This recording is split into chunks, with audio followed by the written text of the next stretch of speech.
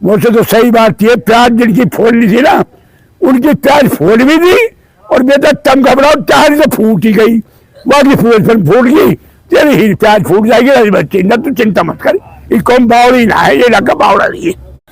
रईसा जी को अब पता लग जाएगा इलियास सो रहा था या रईसा खो रहा था, सो नहीं रहा था,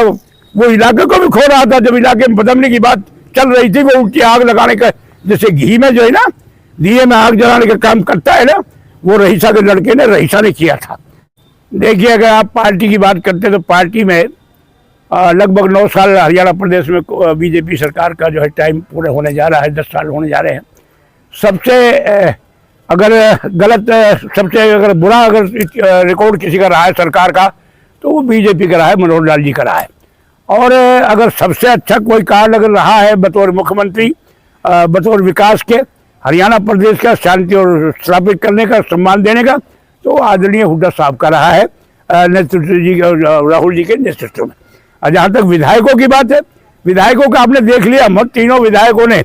जिस वक्त जब हरियाणा प्रदेश में बीजेपी सरकार ने आग लगाने की कोशिश की, कुछ गलत अनासिर यहाँ शोभा यात्रा के नाम पर आए और वो यहाँ आग लगाना चाहते थे, हम तीनों विधायकों ने बराबर जो है एसपी साहब से, डीसी साहब से, जो उस वक्त एसपी डीसी थे, हम तीनों ने बराबर जो है उनसे मिलते रहे और हम अंदेशा जाहिर उनको बताते रहे, संज्ञान में लाते रहे। लेकिन उन्होंने, अफसोस की बात यह, उन्होंने हमारी बात पर ध्यान नहीं दिया। अगर वो हमारी बात पर उस वक्त नहीं ध्यान दे देते तो शायद ये घटना भी नहीं घटती। इस घटना होने के बाद हम लोगों ने, तीनों विधायकों ने मिलकर, समेत मेरे चौधरी आफ्ताब जी ने, मोहम्मद खां जी ने, सबने मिलकर जो है इलाके की शांति के लिए हमने वो काम किया जिससे इलाके में ये आग लगने की बजाय शांति स्थापित हो सके।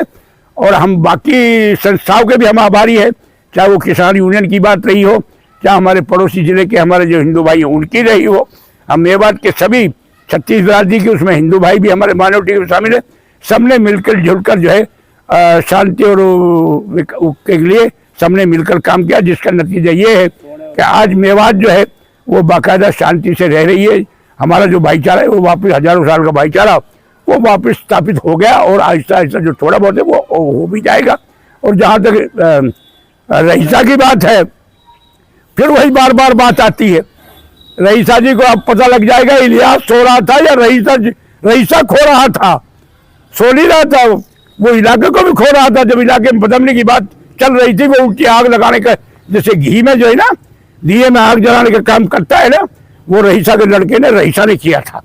अभी बेटा ठहर जा, भी तो समय बताएगा, फिर क्या इलेक्शन बता देगा कि कौन सो रहा था कौन जाग रहा था। जहां तक विकास में मैं एक ही बात कहना चाहता हूँ, मेवात के अंदर अगर सबसे ज्यादा विनाश की अगर शुरुआत हुई तो इस खानदान से हुई। सबसे ज्यादा 376 से अगर शुरुआत हुई तो मेवात में वो इनसे हुई। और लूटपाट की, अगर रिश्वत की अगर कोई शुरुआत हुई तो वो इस खानदान से हुई। ना आदरणीय चौधरी आफ्ताब जी के नाम आज कोई कलंक है, ना मामन जी के है। और मुझे भी 25-30 साल हो गए, रईसा जी हमें खुल के बताए, और रईसा अगर चैलेंज करता है तो मैं करोड़ों रुपया आज भी बता सकता हूँ, वो भी मैं सबूत दे दूंगा आपको, अगर वो कहता है, मानता है तो, वरना मैं उसको बता दूंगा, वो मेरा चैलेंज स्वीकार करे। रईसा जी, उम्मीदवार की बात करें तो आजाद उम्मीदवार को आपको पता चल कि भाई उसने 2-2.5 साल से जहां भी हल्के में जा रहा था,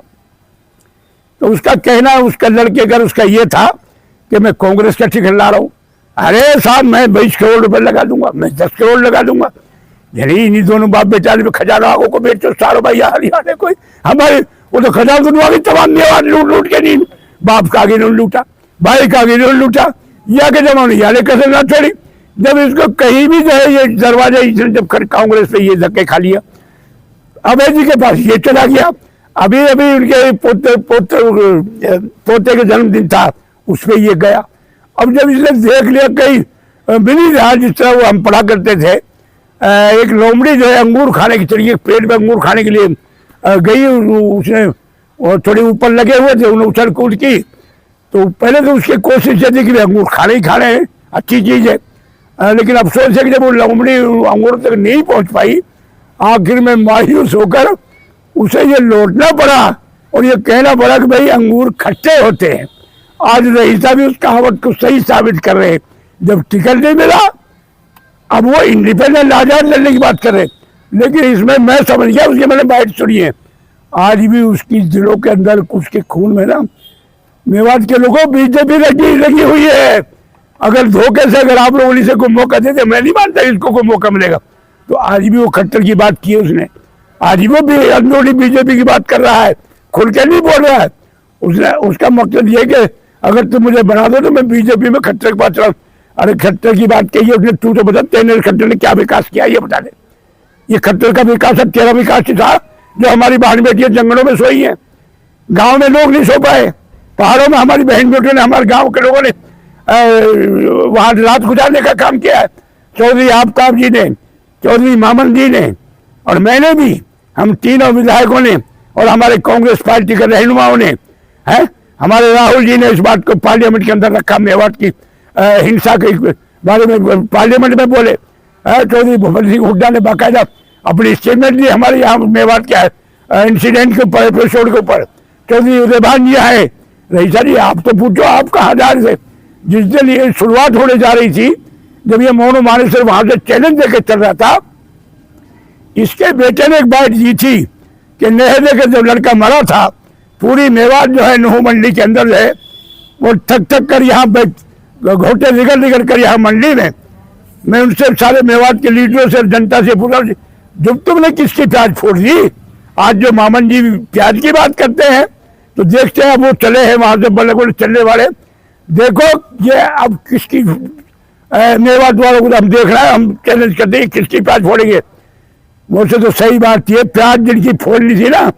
उनकी प्याज फोड़ भी दी और बेटा तम घबराओ चाहे तो फूट ही गई, बाकी फूट गई, तेरी ही प्याज फूट जाएगी बच्ची न, तो चिंता मत कर, ये कौन बावड़ी ना है, ये लगा बावड़ा नहीं है। मैं जहां से पार्टी लड़ाई हूँ तो लड़ूंगा और इंशाल्लाह मेरी कोशिश होगी। इसलिए ये कहा था जब मैं किसी कारणवश में चला गया था प्रोविजन के में, फिर मेरे आदरणीय नेता अपने विपक्ष के नेता आने वाले मुख्यमंत्री चौधरी भगवंत सिंह हुड्डा ने कहा था, इलियास जी आप क्या करें, मैंने जो आपको मैं वो करूँगा। कहना आप पुराने से अब इलेक्शन लड़िए, अगर वो पुराने से लड़ाएंगे तो लड़ूंगा, नहीं लड़ाएंगे तो नहीं लड़ूंगा। जो हाईकमान का फैसला होगा, राहुल जी का, सोनिया जी का, आदरणीय हुड्डा साहब का, प्रियंका जी का, हमारे प्रदेश अध्यक्ष उदय जी का, और जो मेरे साथी जो है चौधरी आफ्ताब जी है वो भी हमारे उपनेता है ना, उदयभान जी हैं, मामन जी, हम तीनों मिलकर इंशाल्लाह हमेशा हम मेवात की भलाई के लिए, विकास के लिए, सम्मान के लिए, रोजगार के लिए,